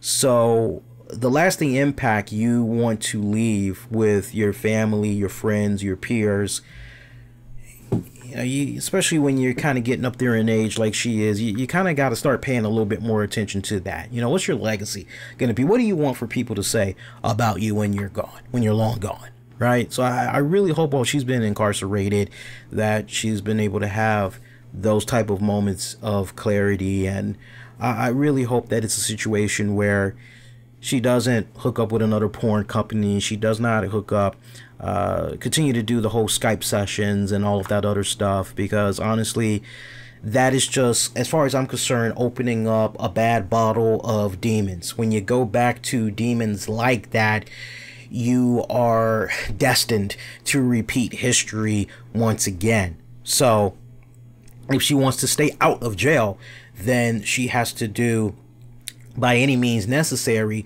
she has to do her very best to stay away from those negative vices that kept putting her in trouble with the law in the first place. And Lord knows, I hope that she does not freaking, you know, leave the alcohol alone. That's the other thing. Don't drink and drive. I mean, I see this new campaign slogan that's running around for Lyft. You text, we drive. Yeah, Lyft here on out. Please, please, I'm begging you. So I wish Tammy Sytch, aka Sunny, nothing but the very best. And that is straight from the heart, man. Straight from the heart. So other than that, I see that we had rumors going around, and I don't really trust this guy because, you know, this guy's kind of like a newcomer to me. Some guy named John Pollock. I hope I'm not butchering the hell out of his name, because when I hear his last name, I'm just reminded of Mike from All in the Family. And every single time Archie Bunker used to get pissed off at Mike, he'd be like, "You dumb Pollock," you know, he would say that crap. And this guy John Pollock, apparently he has been getting this rap of, you know, he reports these pieces of big scoop newses, and a lot of people are trying to, I guess the right word is they're trying to duplicate what he's saying. They're trying to spread around, well, John Pollock said he's been kind of known to break, you know, and it's kind of like, well, when has he ever been right? So I'm only mentioning this, and I'm going to add at the end of it, take it with a grain of salt, which is supposedly after the beating that Kevin Owens had received this week on Raw, that it's basically a story angle where they're trying to take him out for several weeks, maybe even a couple of months, because he's been having some serious knee problems, and apparently he's going to get the knees evaluated, getting some MRI work done, but supposedly some surgery is going to be needed, right? And yes, Nasty Nate, he did call him Meathead, but he also called him a Pollock too, multiple times. I've seen enough episodes of All in the Family, so I know. Sadly, my DVR right now has, cause over here in the nation's capital, we have Me TV, and they show all the hits and everything, but there's a couple of other channels too that I record. But on my DVR right now, because I just have it set to record all episodes that come on, I have at least right about now 50 episodes of All in the Family that's on my DVR. I've watched all the episodes before. I've watched every single episode. It's just, I love the series. I told my girl, I said, you want to surprise me for Christmas one day? Give me the box set of All in the Family. So if I'm not binging on that, I'm binging on The Twilight Zone. I'm binging on Kolchak, The Night Stalker. I'm also binging on The Twilight Zone, Mannix, and I just discovered Canon. Not sure how many of you guys remember that TV show. It was the 70s. No, more like a late 60s going into the 70s show. It's pretty damn good. It lasted about maybe 5 seasons, I want to say. Yeah, about 5-6 seasons. Yeah. Good show, though. I don't know. I don't know what to make about this whole Kevin Owens injury. As far as I'm concerned, I need for WWE to actually say something. And once WWE says something, maybe then I can go from there. But just take what you're hearing right now about Kevin Owens with a grain of salt until you officially hear it from the WWE. I personally would have to say. And I see that New Japan Pro Wrestling, they've got a Power Struggle card event that's going to be coming up on November 3rd. I don't know how many of you guys had heard about this, but Chris Jericho is the name you got to be paying attention to, because his first IWGP IC title defense was revealed. And again, this is going to be coming up on November 3rd. And the way it is looking right now, and by the way, for those of you that's like, what day is November 3rd, Lee? According to my notes here, November 3rd is on a correction. November 3rd is, yes, November 3rd is on a Saturday. So the way the card is looking right now, I'm sure there's probably going to be a couple more matches that's going to be added. But right now, it's going to be Chris Jericho defending his IWGP Intercontinental Championship against Evil. And Tai Chi will be defending the Never Openweight Championship against Will Ospreay. Should be a good one. Naito is going to be taking on Zack Sabre Jr. That should be a damn classic one. Hiroshi Tanahashi and David Finlay will be taking on Kenny Omega and Kota Ibushi. Ooh, that should be a damn good one. Okada and Beretta will be taking on Jay White and Bad Luck Fale. And also we're going to have the finals of the Super J Tag League. I'm actually going to be checking that out. I'm very curious. And Jericho, he had put this event over as he was promoting his match with Evil taking on Jericho. He kind of borrowed a line from Metallica. He's got a nice badass poster, and he's got the new makeup that he's pushing now and everything. Kind of crow, like, if you will, and the joint says, "Am I evil? Yes, I am." Oh, love it. You gotta look at the graphic. It is fucking badass graphic. I'm actually pumped. You know, I have New Japan Pro Wrestling from Access TV on my DVR, so I usually binge that way. I haven't done any binging in a couple of weeks, so I'm definitely going to be binging, and also check out some New Japan Pro Wrestling content, get caught up to speed as that event is coming up. But we'll definitely be talking about that event for you guys that don't have New Japan. We'll talk about that as the event draws closer, and like I said, I'll definitely be checking it out. Probably do a special review for that event as well. So good stuff right there. And let's see, what other stuff can we get into here? Do I want to get into that topic? Yeah, I'm kind of bouncing back and forth here.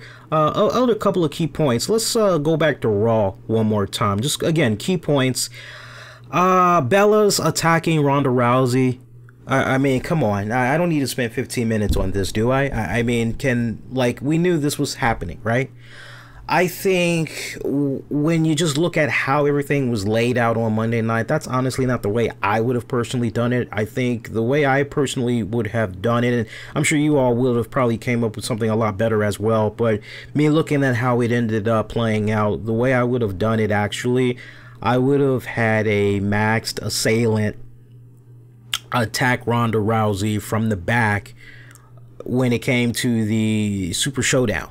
You know how they basically had the Bellas and oh my god, I can't remember who the Bellas had. Oh, Bellas and Ronda taking on the Riot Squad. You know how you had that going down? I would have had some type of a maxed assailant attack the hell out of Ronda Rousey backstage, and that basically would have been a situation where, well, what's going on with Ronda? Is Ronda, you know, going to be able to, you know, make it to this match, or what? What's going on? And basically it just would have been a situation where maybe you could have had the Bellas come out and it would have been a handicap match, right? And I could see some type of a weird scenario coming about where maybe the Bellas somehow they were able to pick up the win despite the fact that it was a handicap match. I would have kind of done something like that, or maybe the Bellas would have had a temporary tag partner. Maybe Natty would have teamed up with them, right? That could have happened. I mean, that makes perfect sense, quite honestly, because Natty, Ronda, they're the best of friends. I would have had something like that play about. And basically, you could have just hyped up what happened with Ronda and be like, okay, we're going to get an injury update on Ronda on next Monday's Raw. So you could have used this week to hype up what the hell happened. And then you get your injury update on Ronda the very next Monday. So that would have put you on the 15th, basically. And then when you go to the when you go to the Monday Night Raw for the 15th, you could have had Baron Corbin basically say, hey, look, we're working with authorities out in Australia. We've been able to obtain footage, and, you know, they actually had a lot of cameras from many different angles. So we're definitely going to try to piece together what all came about. We're going to try to get Ronda, you know, whatever information, you know, try to bring whoever did this to her. You know, we're going to basically make sure that they see justice, as far as I'm concerned, because this going down on Baron Corbin's watch. Baron, he wants to run a tight ship, right? He wants to look impressive for Stephanie, Triple H, and all that, right?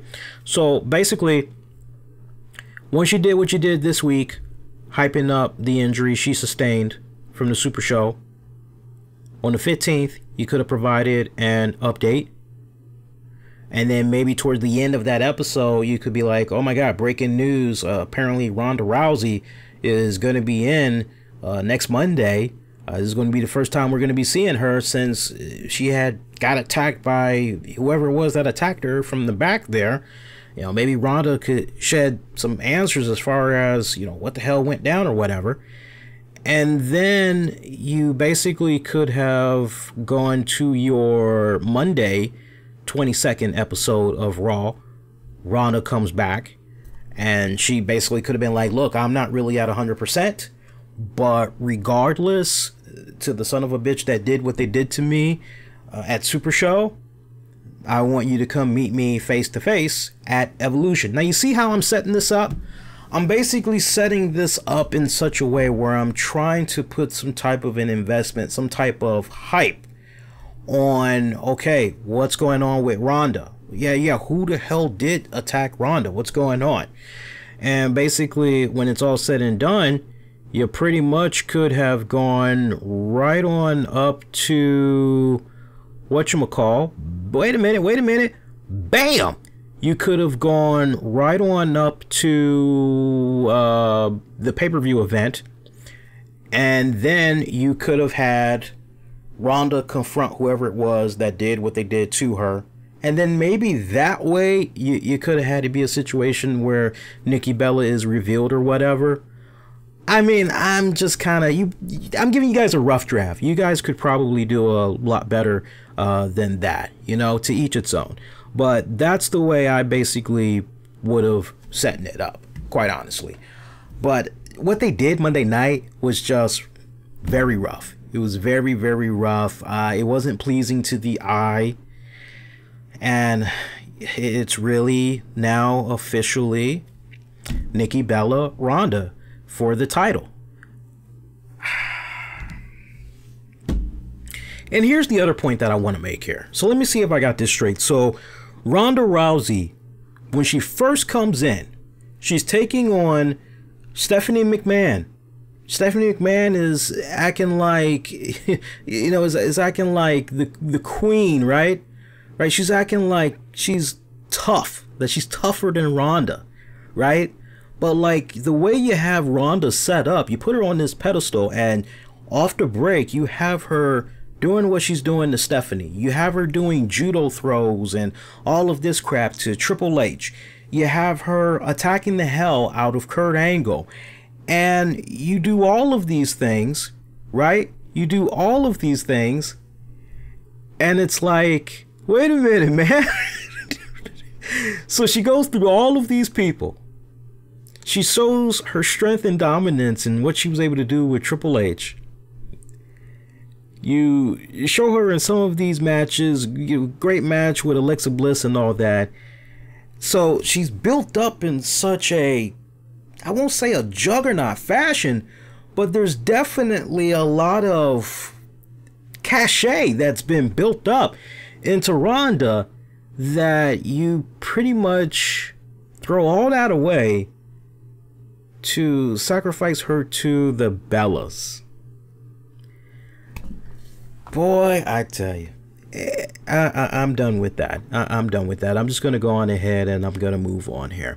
Oh, hey, for those of you that's checking out the stream, if you guys are wondering why I wear bandanas and do-rags sometime, I'm letting my hair grow out. I'm actually in the process of growing out dreads, and I'm trying to have my hair be nice and neat for the time that the wedding comes around. So I got like a whole year to go. So I know you guys have been kind of asking me in private messages, what's going on with the hair, man? Everything's good. Everything's good with the hair. It's just my hair is now like a big afro, basically. Like if I were to pick it out and everything, my hair basically like comes out to here and everything. I could get it nice and evened up and all that, but I'd rather just wear a do-rag, because like I said, I'm trying to grow my dreads out and everything like that. So, you know, for those of you that maybe have a hard time, or you maybe don't like the fact that I'm wearing a do-rag, you know, I know we live in this society where when you see a black man wearing a do-rag, oh, ghetto, oh, 211, blunts, marijuana. Meanwhile, guys like Macho Man Randy Savage, Superstar Billy Graham, Hulk Hogan, those guys, they don't get that type of stigma. Interesting. That's all I have to say. Moving right along.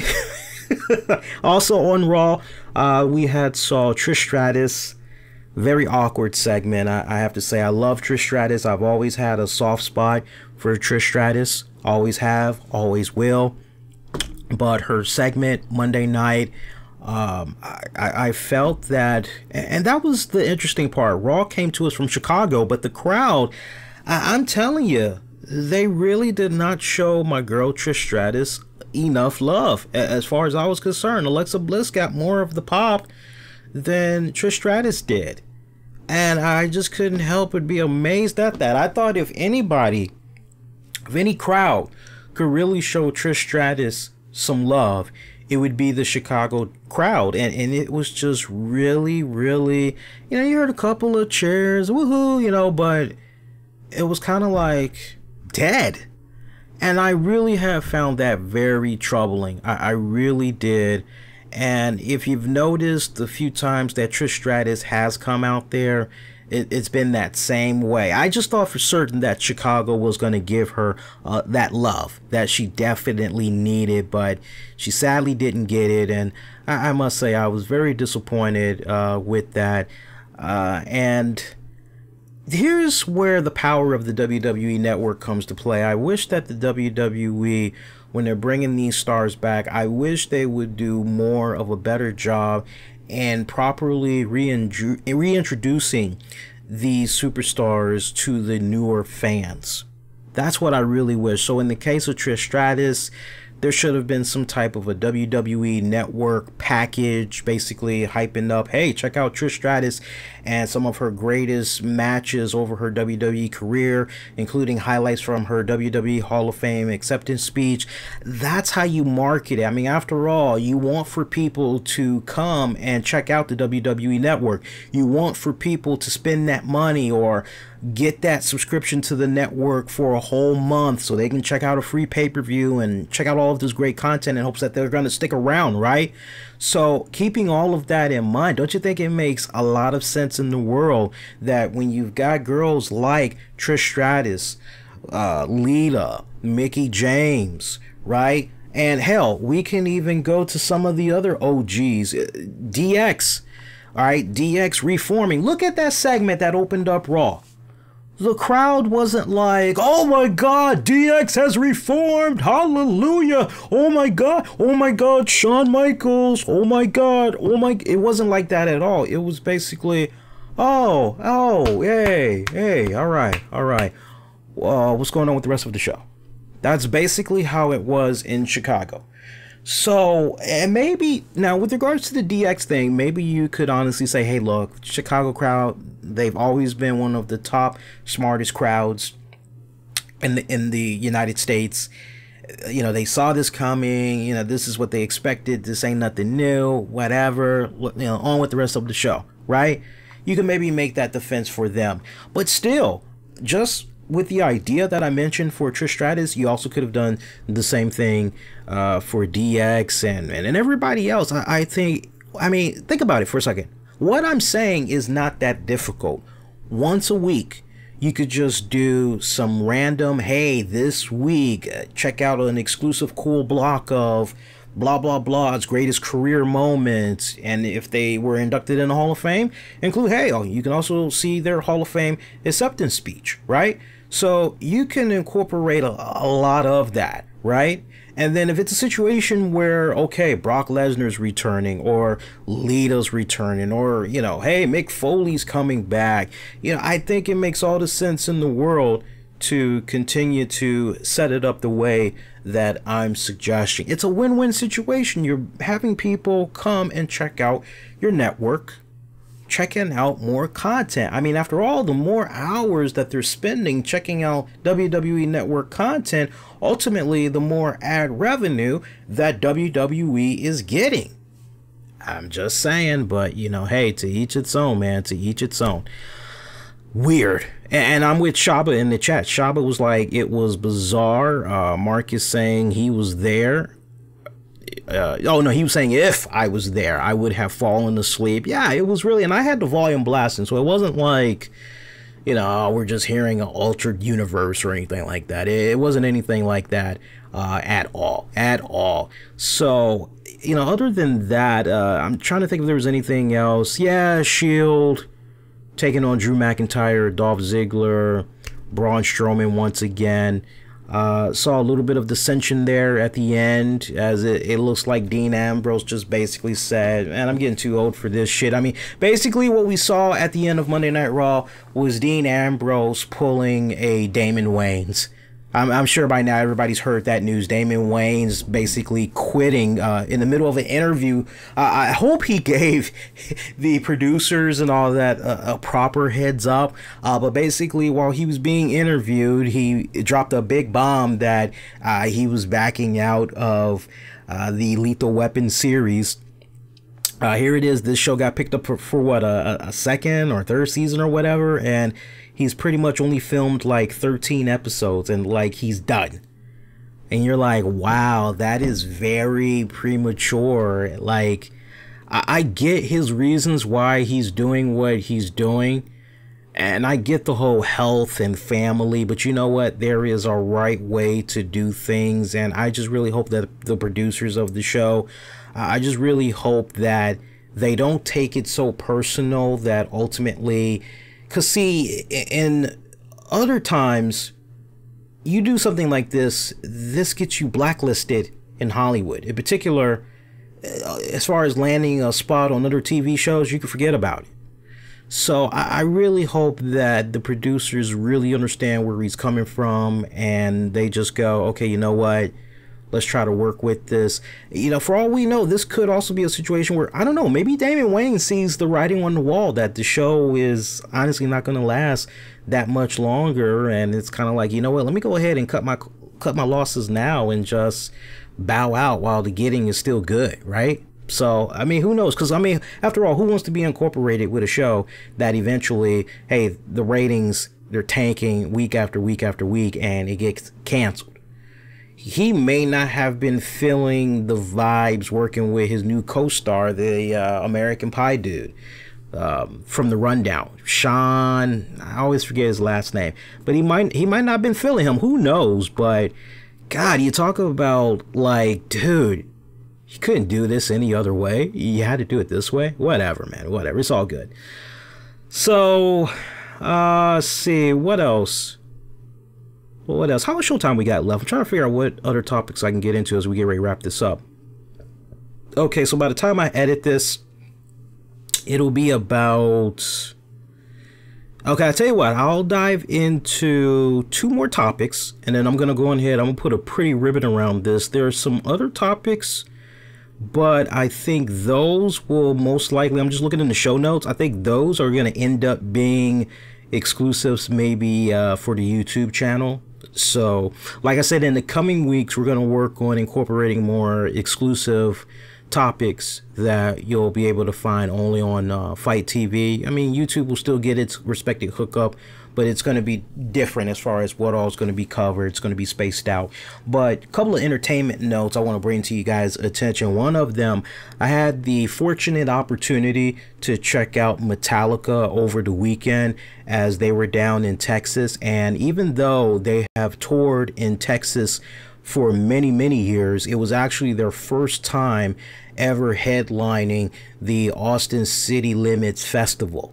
And they did a fantastic set on Saturday night, and it was so badass. I actually had sent a couple of messages to some friends, and I was like, hey, I'm watching this live right now. It was for free on YouTube, and I'm like, hey, you know, if you guys are free, he's like, come check this out. This is badass.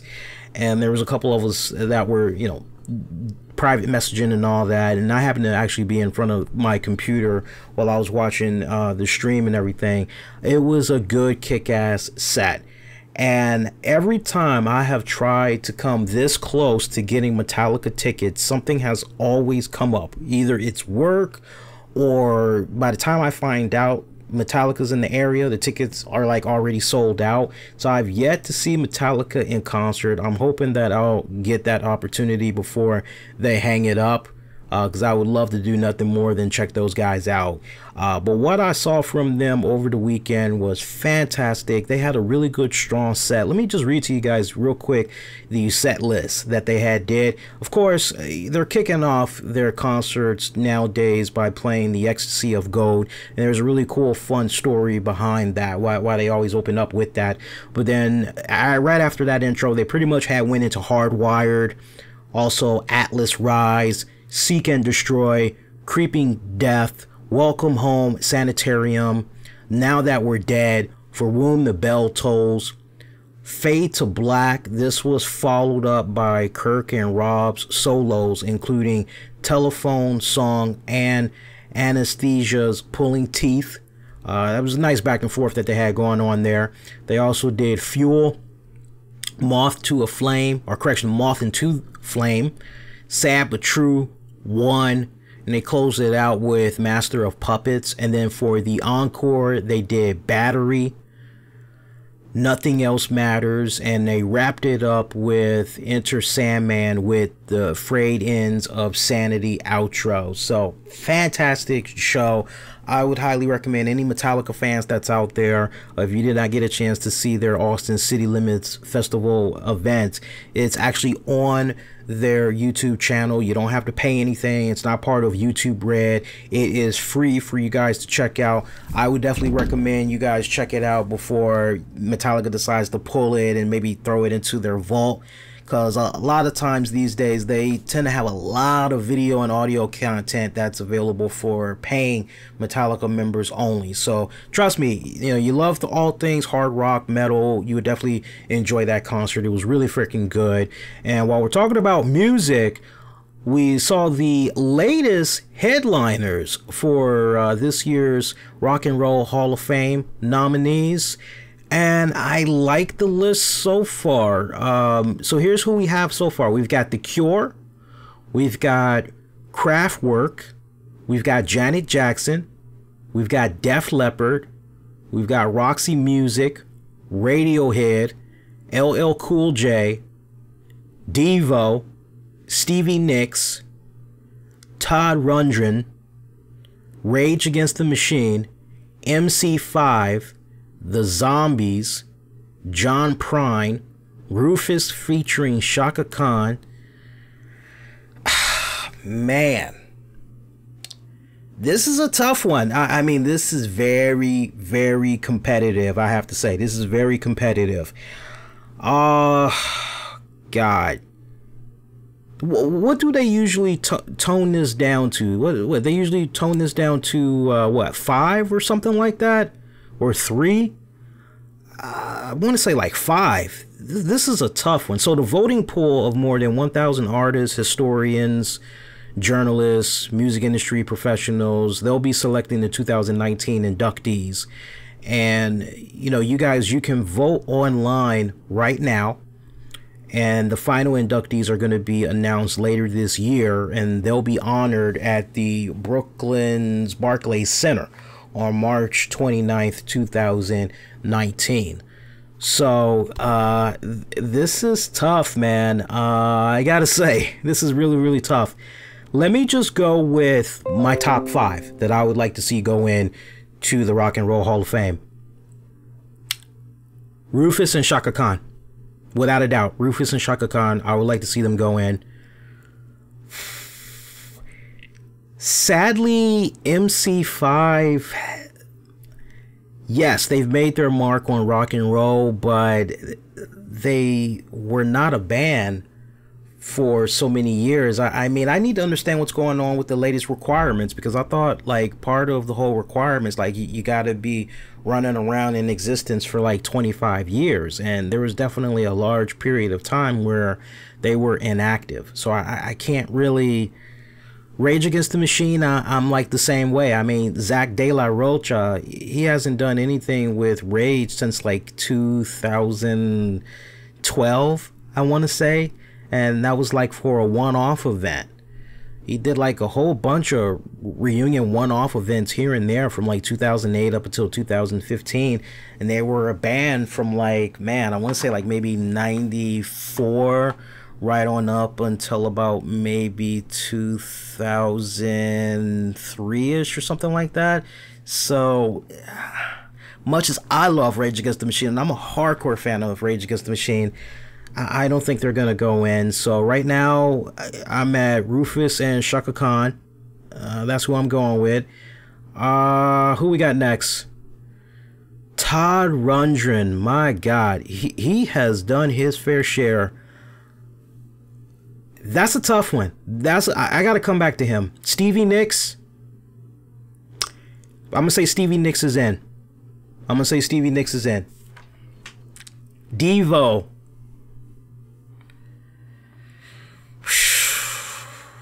No to Devo. LL Cool J. I appreciate his contributions, I really do. When I think of him, I think of Run DMC, I think of Kool Moe Dee, I think of Grandmaster Flash, The Furious Five, I think of Public Enemy, NWA. There's a lot of guys that I think of when I look at LL Cool J.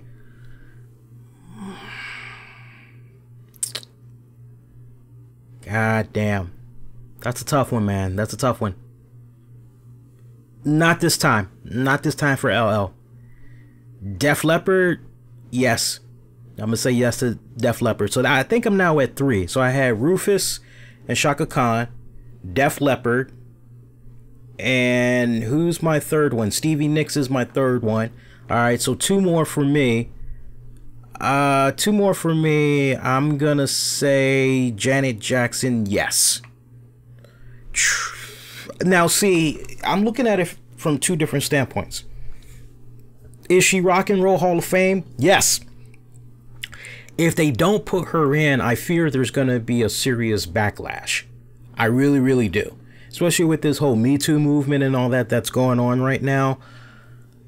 There are going to be some people that will change the narrative. And if Janet does not get in, if no female gets in, period, for this Hall of Fame, one could kind of be like, oh, you guys are being sexist, what the hell.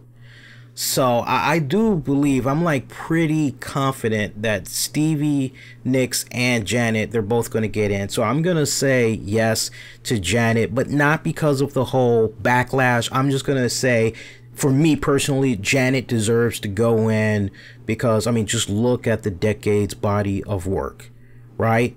I mean, man, just great body of work. Great smoking body at that. I love me thick Janet Jackson. And for selfish reasons, I have to say yes. The Cure.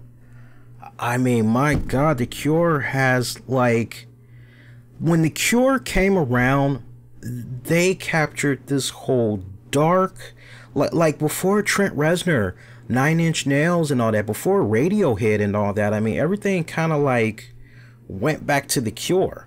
And The Cure, like, really tapped into that doom and gloom generation of us kids in the 80s that were running around, and to a degree our parents as well, right? Because they got our parents first, and then we kind of came on board later on in the mid 80s with The Cure. So, you know, these guys, they got passed over twice. So I kind of feel like the third time is the charm for The Cure. So for selfish reasons, yeah, call me biased. I know I'm not being unbiased right now, but I personally would love to see The Cure get in there. Many great albums that they have put out, man. And those guys, they've been active for a long, long time. So they, as far as I'm concerned, they definitely meet all of the criteria. Other piece of news I want to share with you guys, entertainment music related, the new life-size bronze statue memorializing, try saying that 10 times fast, the late singer of Temple of the Dog, Audio Slave, Soundgarden, Chris Cornell.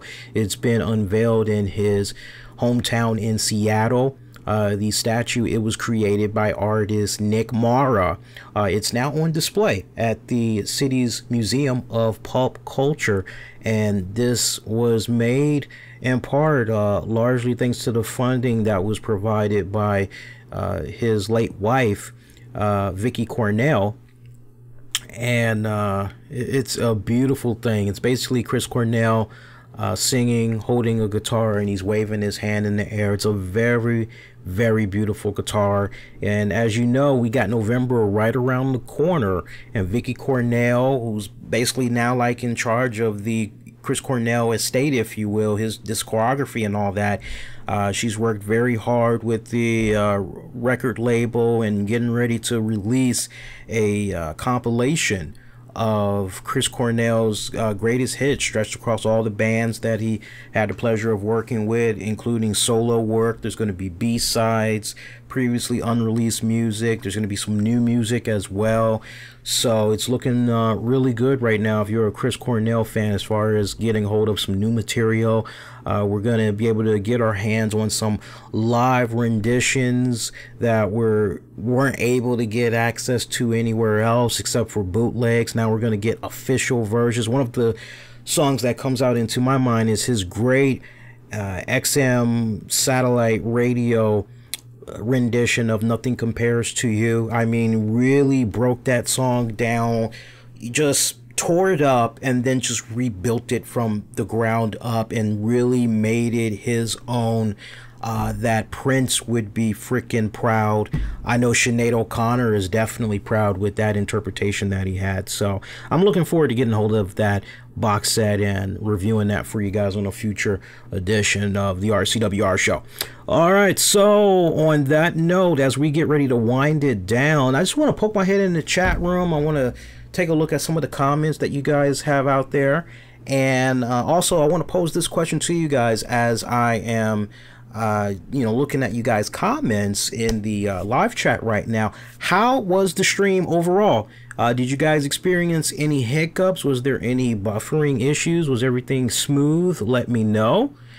And let's see what we got here. No, I don't believe the Shield is done. I don't. I think this is just... There's too much money to be made off of the Shield right now. You can pretty much just continue to milk this as far as I'm concerned. Poltergeist. Yes, Amber Moon is awesome. That was a somewhat decent match that she had too with Nia Jax is who I was thinking of. That was a great match that she had with Nia Jax. By the way, with regards to that Crown Jewel pay-per-view event, while I'm still thinking about it, we did see a little bit of progression come about. Like, I know we had Kurt Angle return. I saw that a mile away, by the way, as him dressed as the Conquistador. I mean, I'm looking at the body. I'm going, that head, that neck shape, that looks very familiar. And then they get a close-up of his eyes. I'm going, that's Kurt Angle. But do you know who he reminded me of? And I was actually busting out in tears when I saw him in that outfit, like before he even revealed himself. When they did a close-up and you're looking at his eyes and his mouth, I don't know how it was for you guys, but he looked like the maxed freak that was in Pulp Fiction. And you know the scene I'm talking about where Ving Rhames, he's downstairs and Julia Roberts' brother, who's like the sheriff, he comes over because it looks like the guy that was operating the pawn shop or whatever got him a piece of some fresh meat. It was Ving Rhames and Bruce Willis. They were down there tied to a chair or whatever. And Roberts came downstairs and he was like, eeny, meeny, miny, mo. And it turns out Ving Rhames was the one that was gonna get, he was, that's the best way I can describe it. That's the best way I can describe it. But remember the freak that was in the black leather licorice S&M bondage outfit, had the whole ball around his mouth and everything? Well, for some weird reason, when they did the close-up on Kurt Angle, I'm just going, who wore it better? Seriously, I'm going, who wore it better? It's great to see him back. As he said to whoever it was that caught up with him backstage, it was like, oh, it's great to have you back, blah, blah, blah, blah, blah. He said, actually, I'm still on vacation for another couple of weeks, so great to see him back, foiling the plans of Baron Corbin trying to advance to that quarterfinal tournament. Yeah, let me tell you guys a little bit about that in the current card. So WWE, they're doing this World Cup, and it's basically a 8-man tournament, right?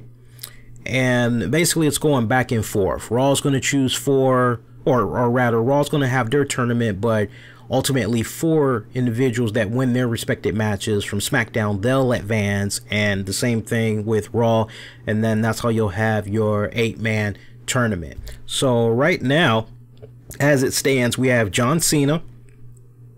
John Cena didn't even face anybody. John Cena's just in because he's John Cena. Enough said. Kurt Angle, Jeff Hardy. Jeff Hardy, he won his match on SmackDown tonight. It was against Samoa Joe. Randy Orton. Randy Orton had defeated a returning Big Show. So those are your 4 guys that's in it right now. So if you're keeping track, you basically got 2 guys from Raw, which is Cena and Kurt Angle, and for SmackDown, Hardy, Orton. Now on next Tuesday's SmackDown, which is the 1000th episode, it's going to be emulating right here from Washington, D.C. I'm not going to be going. I pretty much had a decision to make. It was, okay, do I spend the money on the limited edition for the Ric Flair Woo edition, or do I go on ahead and do SmackDown 1000? Oh, but by the way, you also got this other trip that's going to be coming up, so you're going to have to spend even more money. So I just decided, okay, you know what, let me just get the 2K game and enjoy the trip. I'll call it a day, because I didn't want to be spacing myself out too much, especially with Thanksgiving and Christmas right around the corner. So I'm going to be enjoying the Kevin Dunn production from the comfort of my own home, but it's definitely going to be damn nice to be coming on live here once the show is over. Now, something cool that we should be able to do for you guys, Ebony and my pretend sister and her husband, they actually will be going to SmackDown 1000, so maybe I'll have to check with them tomorrow, but I'll put a post out later on during the week. I might be able to actually get them onto the show as they're on location and talk about their experience being at the event. So I think that would be kind of cool. Yeah, so we'll see if we can make that happen for you guys. So that's part of what's going on with the World Cup. Meanwhile, you got Degeneration X taking on the Brothers of Destruction tag match. AJ Styles will be defending the WWE Championship against Daniel Bryan, and Roman Reigns will be defending his Universal title against Brock Lesnar and Braun Strowman. All right, pop my head back here in the chat here. Let's see here. What else we got here? What else we got here? Was the stream okay?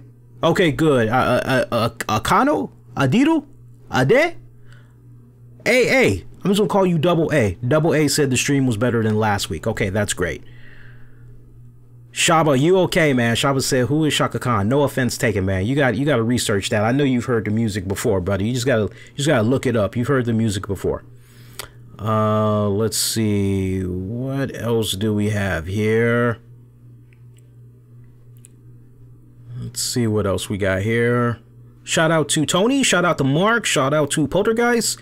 Shout out to Nasty Nate. Shout out to QRW6.